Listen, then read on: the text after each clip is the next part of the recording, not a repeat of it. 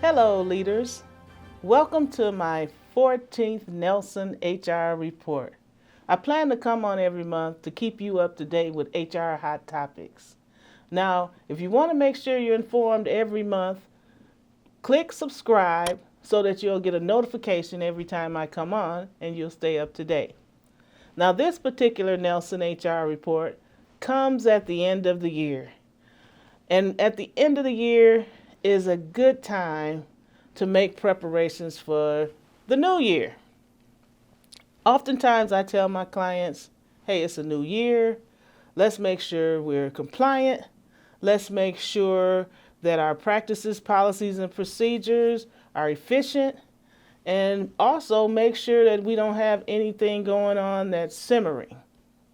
So in order to do that, I always advise on 5 things we need to do for the new year. And I believe there are the most important things we need to do to start the year right. And the first thing would be to conduct an HR audit. And I'll tell you why. If you haven't conducted an HR audit in a year or more, or you have turnover issues, or you have absenteeism problems, or you have excessive complaints, an HR audit will point these things out to you. Well, you may say, okay, we don't have any of those problems, but still you want to do your HR audit to make sure you're as efficient as possible. I've done multiple HR audits, and there are always issues, and 90% of the time there's cost savings involved. I've seen cost savings of $500,000 at one organization. So it's just a really good thing to do. And there's no excuse for you not to do it because I have HR audit checklist on my website, which I'll put the website address on this video. They're right on my website and they're free. So you can just go there and download the checklist, grab your clipboard, and get started. And it shouldn't take you but a week or two, maybe a month. But I'm telling you, the results and what you find out about your organization will be massive. Now, number 2, you want to make sure you're prepared to implement the new overtime rule. Now, if you need to know more about the overtime rule, you can also go to my website. I have an article that tells you exactly what you need to do to prepare. And number 3, you want to make sure that you start preparing to do your sexual harassment trainings and your bullying trainings. Now, even though we hear about the sexual harassment and the training and all this all the time, it's still very rampant in the workplace. Therefore, we need to make sure we're doing our trainings so our employees are constantly reminded of what is acceptable and what is not acceptable, what is obnoxious behavior versus harassment behavior, because we don't want those things in the workplace. And the thing is, if we don't do our training, things could be happening that we don't know about and could cost millions of dollars.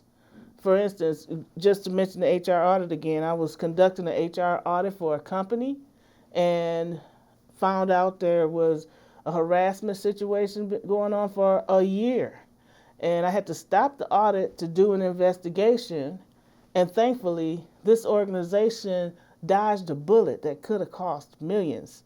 So you want to make sure you're doing your sexual harassment training, your bullying training. And it's also a good idea to do civility trainings because there's a lot of anger in the air now. So we want to make sure we do those things. Number 4, time to update the employee handbooks and the policies and procedures, the job descriptions. You want to get all those things updated. I worked with a company one time that the employees were just all over the place with their work. He was having productivity issues, so he wanted me to come in and find out why he's having all these issues. Well, one of the main issues is your job description is 20 years old, so these people this is not even a job anymore.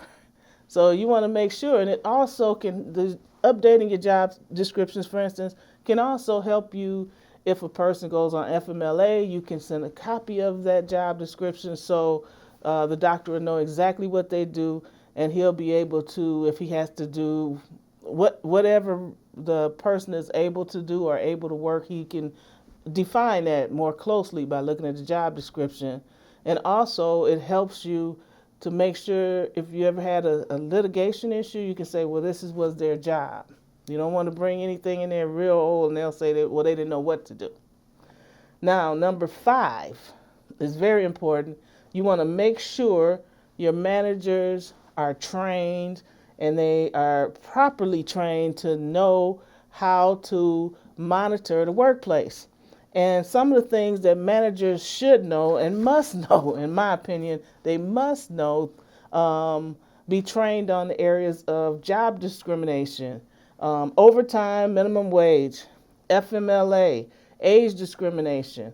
Those things should be typical things that managers should know, as well as disability discrimination, military leave, gender pay differences, workplace safety, and also how to consistently apply disciplines.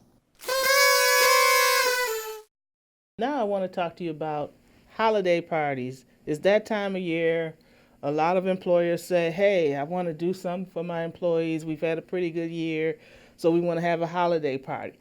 And that's just fine. There's no problem with a holiday party. However, you want to make sure that you plan it correctly. For instance, if you're having the party on site, you want to make sure you have the proper insurance. Does it cover you if somebody has an accident or falls or and they're not on the clock, they are at a party? One thing I ask employers not to do is to serve alcohol. Don't provide all the alcohol people can drink. That's not a good idea because people can easily overindulge and then you could be held responsible for that. Also, if you do have a holiday party, I would recommend having it in, say, a hotel, so that if people do drink, they can get a room and they don't have to drive, because you could be on the hook if somebody leaves your holiday party and they've overindulged. And the last thing I want to say about it is just make sure you ensure your employees understand that your policies and procedures still apply during the holiday party. So if they get a little couple swigs and they're a little feeling good and they decide they want to do a little sexual harassment, no, that's not okay. So you want to make sure you put that out there, make sure they know. So just to wrap up everything, we've had a really good year. I hope you've had a really good year. We're going to have a better new year. And I thank you so much for watching my Nelson HR reports. And this concludes the end of the year Nelson HR report. And my next HR report I should have out around mid-January. I hope you'll be watching and I hope you subscribe so that you can get notification of that. And also don't forget to get a copy of my book, 101 Costly HR Mistakes. That will help you a lot with your audits. And you want to I hope that you have a fantastic holiday season.